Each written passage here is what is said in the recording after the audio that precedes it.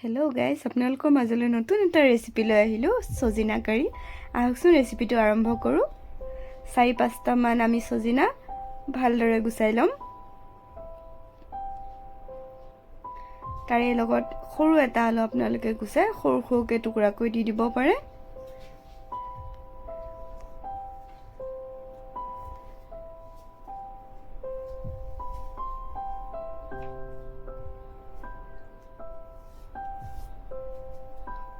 তাৰে লগত অলপমান সৰিয়হ, 4-5 টোপালমান নহৰু, 2টা কেঁচা জলকীয়া, 1টা পিঁয়াজ সৰু সৰুকৈ কুটি ল'ব আপোনালোকে। এতিয়া আমি পিঁয়াজ জলকীয়াখিনি ভাল কৰি পটাত পিচি ল'ম।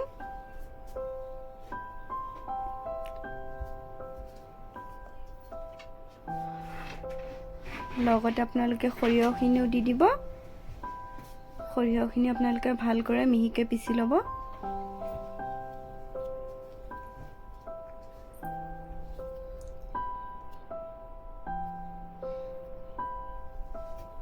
মোৰ মছলাখিনি যিহেতু পিছা হৈ গ'ল, কেৰাহী এটা গেছত বহাই দিলোঁ। কেৰাহীটো গৰম হৈ যোৱাৰ পিছত অলপমান মিঠাতেল দি দিলোঁ আমি। মিঠাতেলখিনি আপোনালোকে ভালকৈ গৰম হ'ব দিব। গৰম হোৱাৰ পিছত আমি কাটি থোৱা পিঁয়াজকেইডোখৰ আমি মিঠাতেলটোত দি দিলোঁ। মিঠাতেলটোত আপোনালোকে পিঁয়াজকেইটা ৰঙাকৈ ভাজি ল'ব।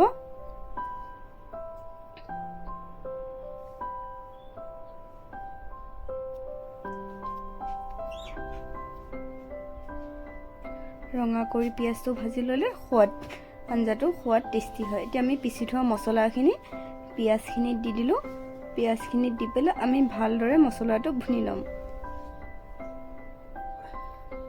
এতিয়া আমি 1 চামুচ হালধি গুড়ি,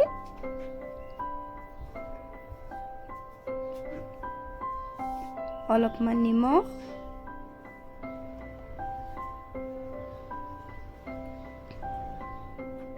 দি পেলাই ভালকৈ মিহলাই দিলোঁ।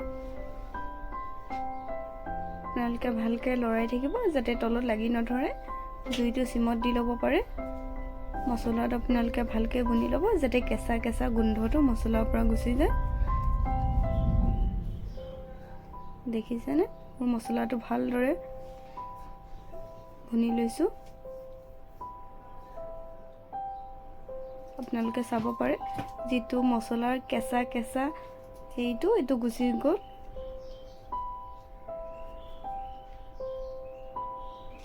যিহেতু মোৰ মছলাটো ধুনীয়াকৈ ভুনা হৈ গ'ল, এতিয়া কাটি থোৱা চজিনা আৰু আলুখিনি আমি মছলাটোত দি দিলোঁ।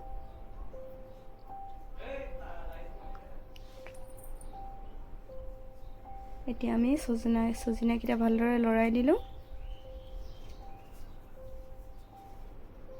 আপোনালোকে জুইটো অলপমান চিমত দি থ'ব যাতে তলত লাগি নধৰে।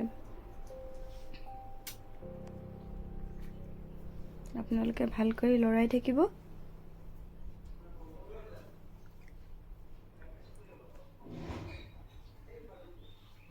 এতিয়া আমি অলপমান ঢাকি দিম।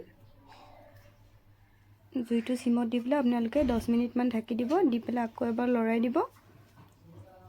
চাওকচোন, মছলাটো ভালদৰে ভুনা হৈ গ'ল।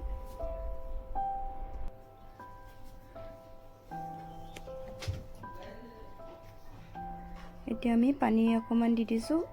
1 গিলাচমান পানী আপোনালোকে দি দিব পাৰে ইয়াতে।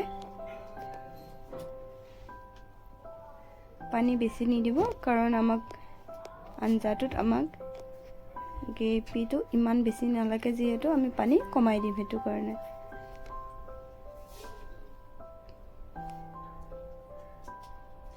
এতিয়া গেছটো অকণমান বঢ়াই দিব। দি পেলাই আপোনালোকে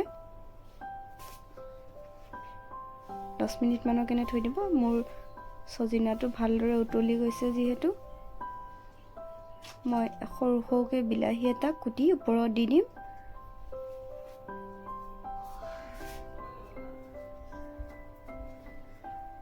দি পেলাই মই ভালদৰে লৰাই দিছোঁ।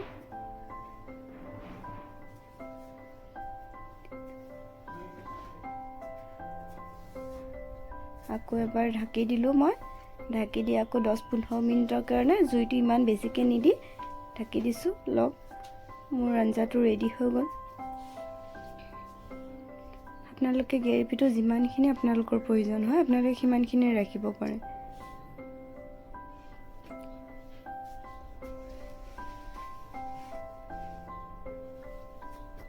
মই গ্ৰেভিটো অকণমান কমাই দিব বিচাৰিছোঁ, সেইটো কাৰণে মই আকৌ এবাৰ ঢাকি দি পেলাই জুই দি আছোঁ। চাওক বন্ধু বান্ধৱীসকল, আঞ্জাটো ৰেডিয়ে হৈ গ'ল।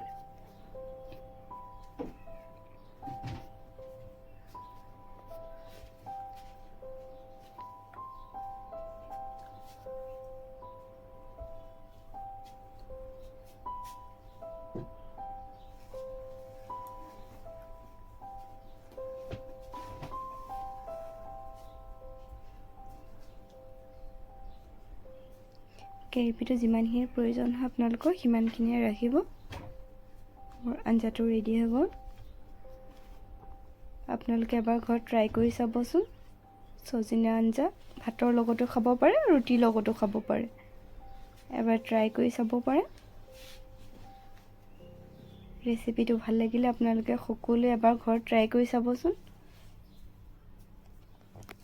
ভিডিঅ'টো ভাল লাগিলে আপোনালোকে like, comment, share and subscribe কৰিব নাপাহৰিব। ধন্যবাদ।